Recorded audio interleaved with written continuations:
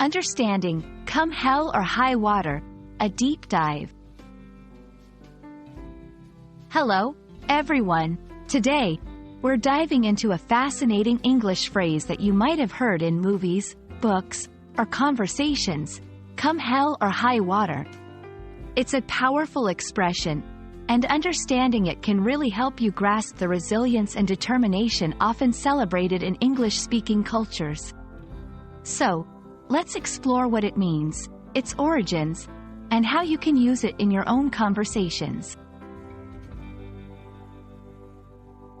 Come hell or high water is an idiomatic expression used to signify one's determination to overcome any difficulties or obstacles, no matter how challenging they may be. The phrase implies a commitment to achieving a goal despite potential problems or setbacks. It's about persistence and not giving up, even in the face of adversity. The phrase, come hell or high water, likely has its roots in the 19th century, symbolizing the types of challenges people faced at the time, such as natural disasters or other formidable difficulties. The hell part refers to any unimaginably difficult situations, while high water suggests natural disasters like floods.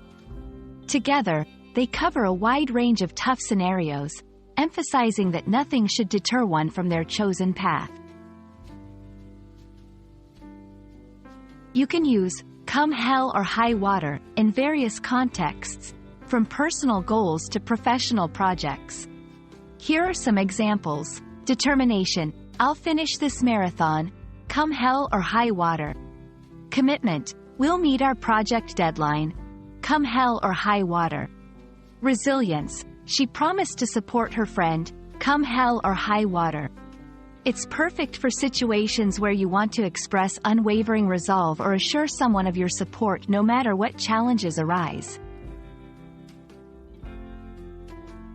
Come hell or high water is more than just a phrase. It's a testament to the human spirit's resilience and determination.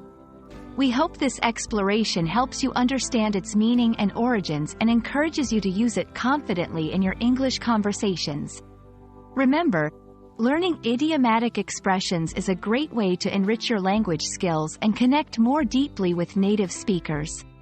Thank you for joining us, and we look forward to helping you navigate more intriguing aspects of the English language in future videos.